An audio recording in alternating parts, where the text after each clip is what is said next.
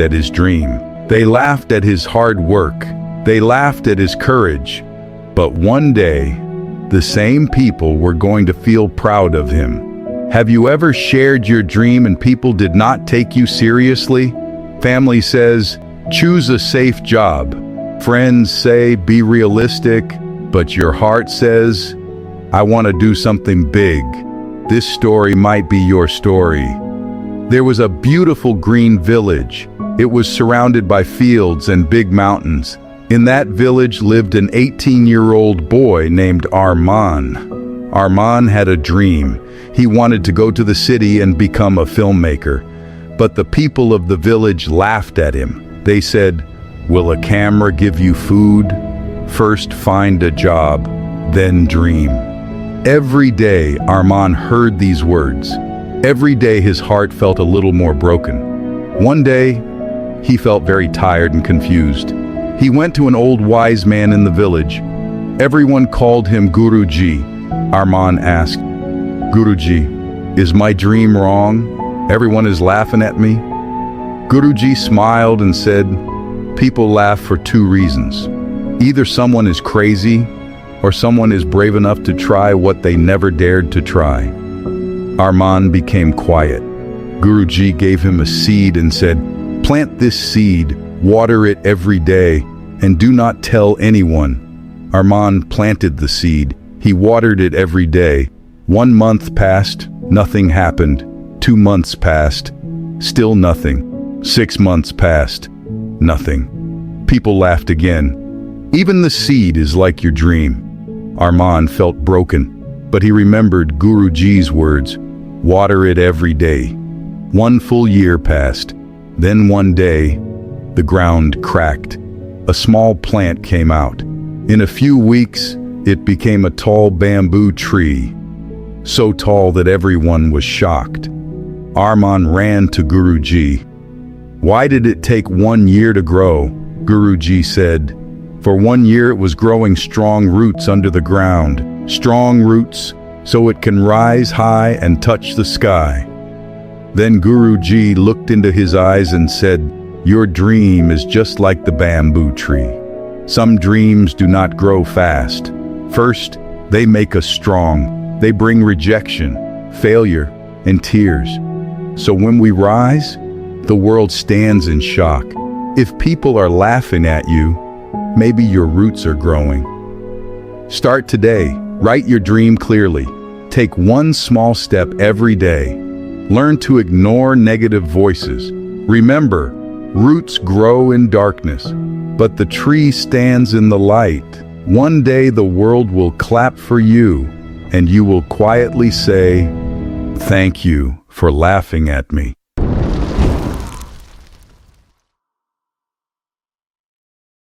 The boy who built fire from silence. They didn't just doubt him, they erased him before he even began. Have you ever had a dream so big that people didn't argue with it? They simply smiled and moved on, like it wasn't even worth discussing? Because sometimes the loudest rejection is not, you can't do it. It's, you don't matter enough to try. In a forgotten valley wrapped between dry hills and dusty winds, there was a small town where nothing ever changed. People grew up, worked the same jobs as their parents, and died with the same stories on their lips. Dreams were considered a luxury here, something for rich cities, not for struggling hands.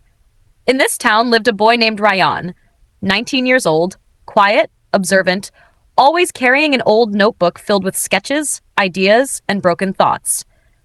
Ryan didn't want a normal life. He wanted to build machines that could store sunlight and turn it into energy for homes. Not just for his town, but for places that lived in darkness. When he first spoke about it, people laughed. A neighbor said, even the electricity here goes off every night. You think you'll control the sun? His uncle added, go find stable work. Dreams don't pay for rice.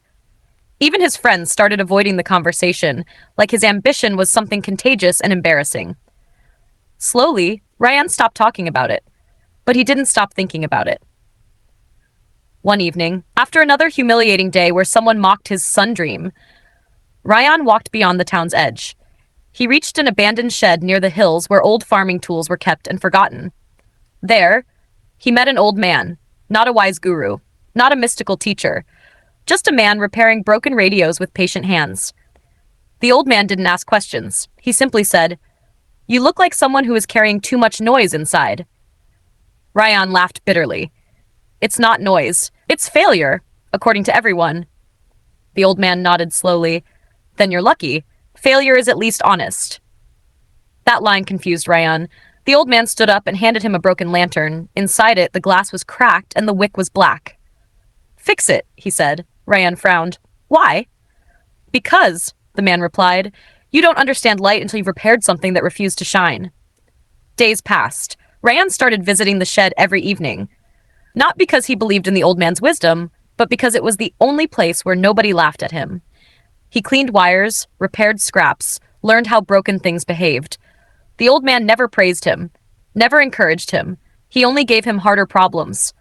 Sometimes Ryan felt like leaving. Sometimes he did leave halfway, but something always pulled him back. Not hope. Curiosity. One night, the old man placed a box in front of him. Inside were random items: copper wire, broken glass, small metal sheets, and a cracked solar plate. "Build something that stores sunlight," he said. Ryan laughed. "This is junk," the old man replied. "So is every invention before it becomes history."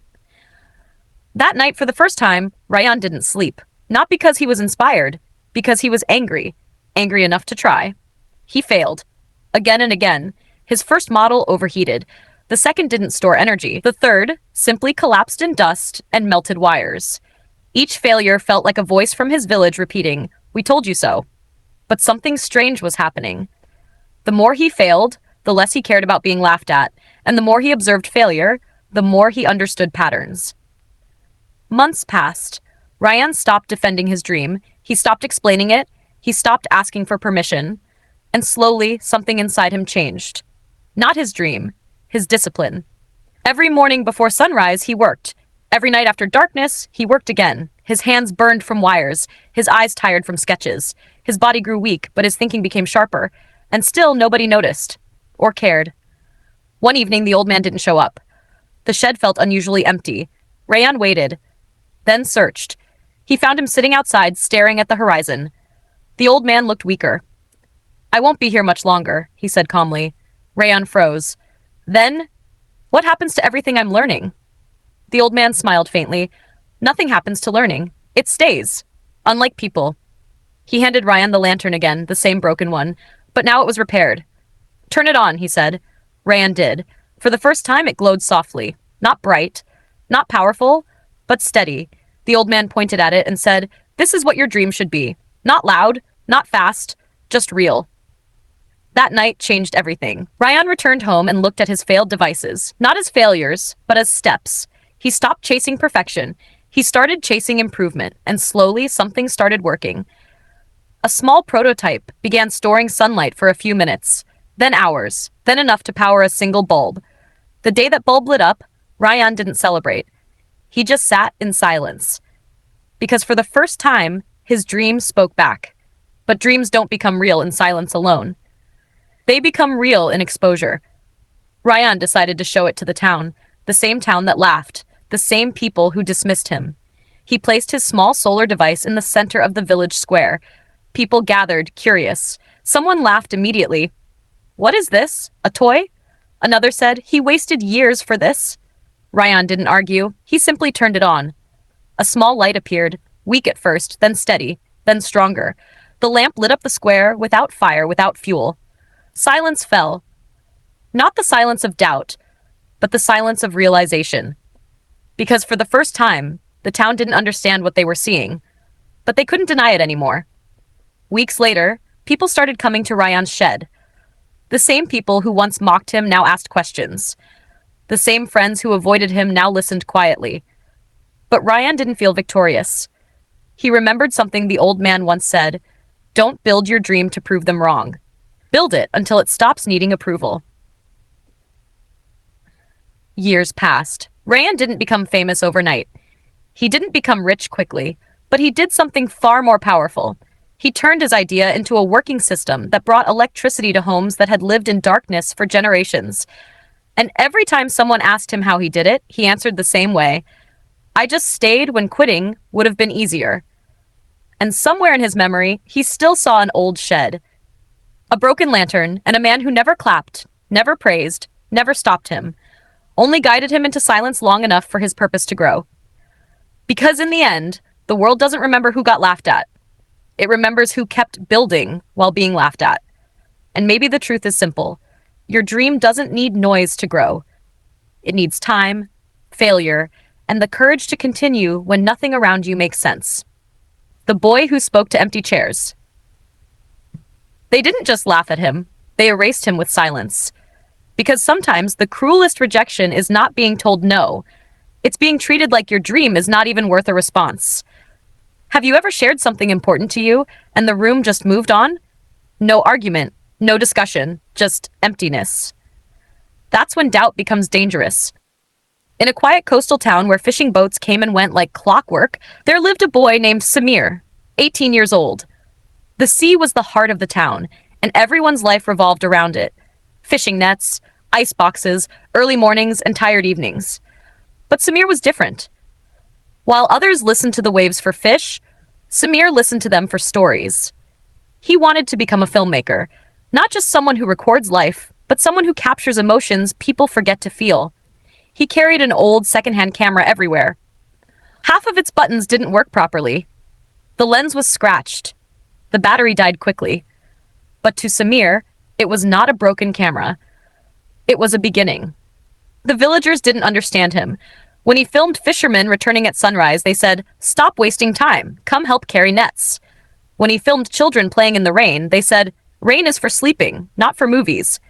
When he once said, "One day I will go to the city and make films that people watch around the world," someone laughed and replied, "First learn how to earn enough to eat in this town." And slowly, people stopped asking him questions at all, because in their eyes, his dream was already answered. It was impossible. Samir began spending more time alone near the broken lighthouse at the edge of the coast. It had stopped working years ago. No light, no sound, just a tall structure pointing at the sky like a forgotten promise.